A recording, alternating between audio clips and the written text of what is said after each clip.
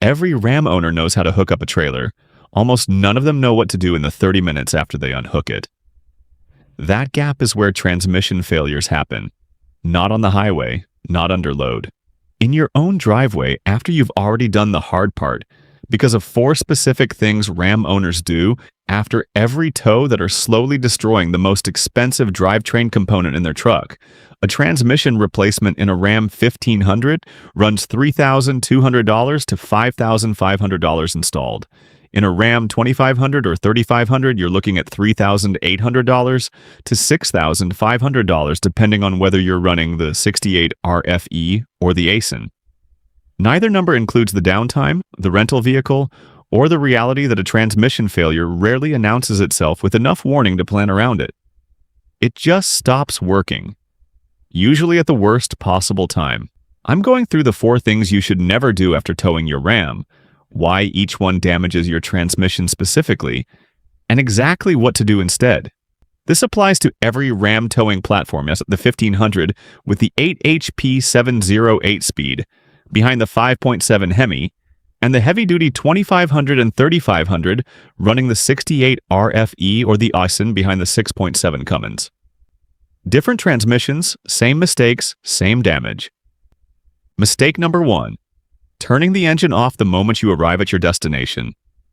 You've just finished a 3-hour tow. You pull into the driveway, unhook the trailer, shut the engine off, and walk inside. Feels like you're done. You're not. Here's what's happening inside your transmission at that exact moment. 3 hours of towing put sustained heat into your transmission fluid. Fluid temperatures during heavy towing in warm weather regularly climb to 220 to 250 degrees Fahrenheit in a Ram 1500. In a Ram 2500 or 3500 working near capacity, those numbers go higher. When you shut the engine off, 2 things stop simultaneously. The transmission pump stops circulating fluid. And on trucks without a standalone electric auxiliary cooler, the airflow through the transmission cooler drops to 0. The heat that's saturated into every component inside that transmission has nowhere to go. It soaks. Fluid temperatures can actually rise for several minutes after shutdown because the residual heat in the surrounding metal continues transferring into the fluid with no circulation to carry it away.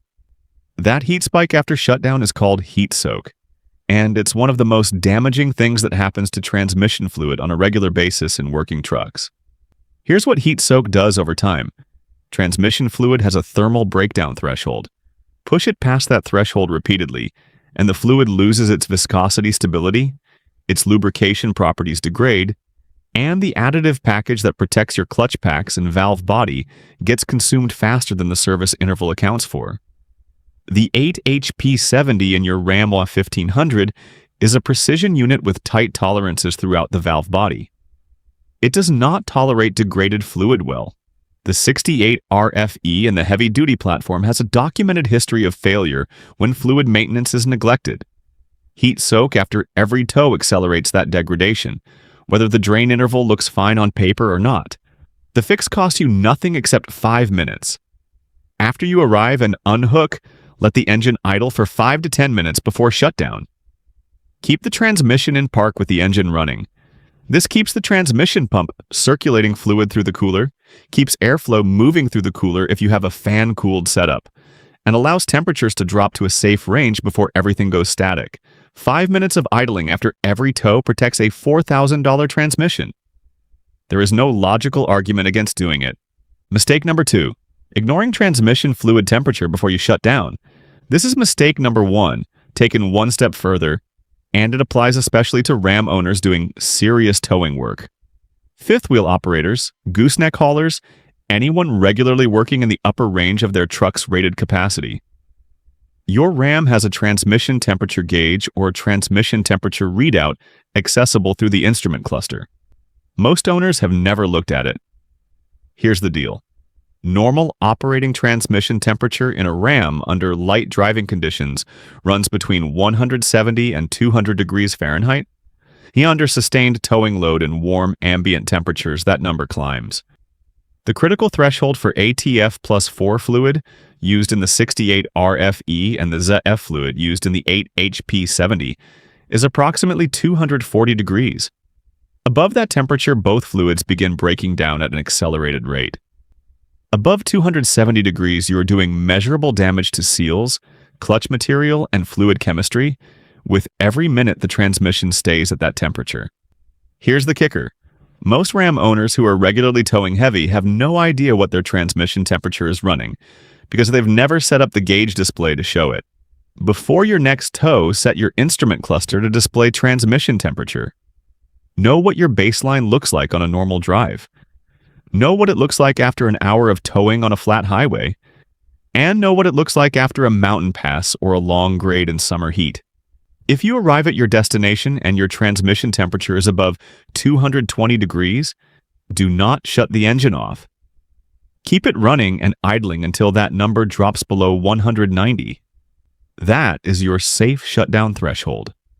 A truck running the 68 RFE that regularly shuts down above 230 degrees will show accelerated clutch wear and valve body degradation well before the 60,000-mile service interval. Catching this costs you nothing. Missing it costs you the transmission. Mistake number 3, towing in the wrong drive mode or gear selection. This one happens before and during the tow, and it sets up the damage that the other mistakes finish. Ram 1500s with the 8HP70 have a Towhaul mode. Ram 2500s and 3500s have Towhaul mode, and on the Cummins diesel platform a manual gear hold function. Most Ram owners activate Towhaul mode when they tow.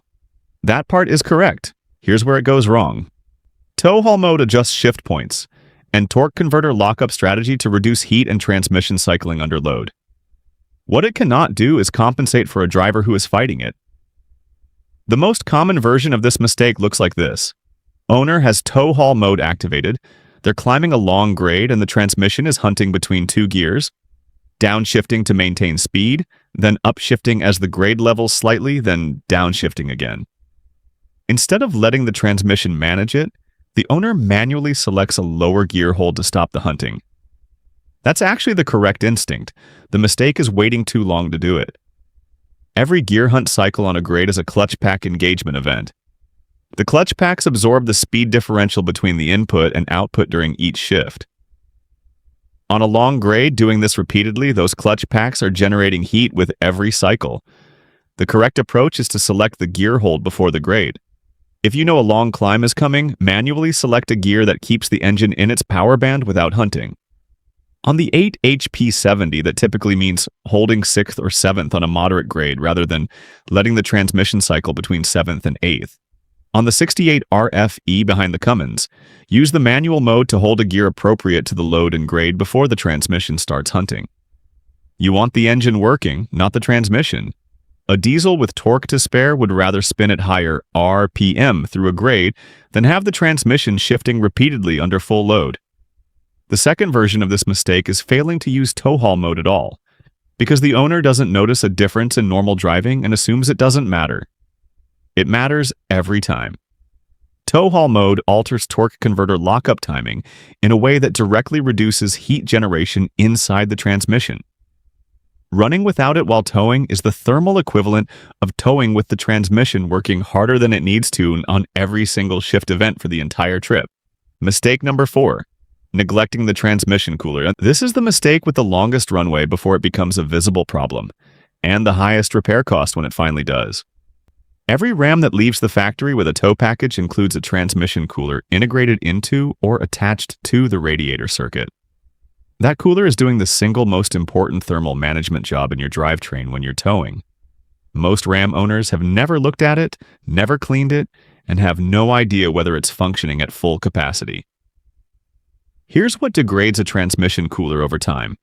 The external fins of the cooler collect road debris, bugs, and dust that restricts airflow. A cooler running at 70% efficiency because the fins are partially blocked is allowing transmission temperatures to run 15 to 25 degrees higher than a clean cooler under the same load. Over a towing season, that temperature difference is the gap between fluid that lasts 40,000 miles and fluid that's degraded at 25,000. The internal passages of integrated cooler units can also collect varnish deposits from degraded transmission fluid over time. Restricted internal passages mean reduced fluid flow rate through the cooler, which directly reduces heat transfer capacity. Here's the fix. Inspect the transmission cooler every spring before towing season. Use compressed air or a gentle rinse to clear debris from the external fins. Never a pressure washer at close range that bends fins and reduces airflow. If your Ram 1500 is doing regular towing at or near its rated capacity, add an external standalone transmission cooler. The B&M Supercooler and the Durailles series are both quality units that mount in front of the factory cooler and add significant thermal capacity. Installation runs $150 to $300 at a shop. For a Ram 2500 or 3500 working at near capacity tow ratings on a regular basis, an external cooler is not optional equipment. The 68 RFE's documented failure history correlates directly with thermal overload. Adding external cooling capacity is the single highest return maintenance investment you can make on a working heavy-duty Ram. Here's what connects all four of these mistakes. They all happen after the hard work is done. You towed successfully, the trailer is unhooked, the job is finished, and that's exactly when Ram owners stop paying attention to the one system that made the whole trip possible. Your transmission doesn't know the trailer is gone. It's still running at elevated temperature. The fluid is still stressed from the load. The cooler is still trying to catch up. Give it what it needs for 5 more minutes and you protect an investment that costs more to replace than most people spend on a used car. Stop doing these 4 things and your Ram transmission will outlast the truck it came in. Ready for the VidRush prompt, description, and tags whenever you say the word. Sonnet 4.6 Extended. Claude is AI and can make mistakes. Please double-check responses.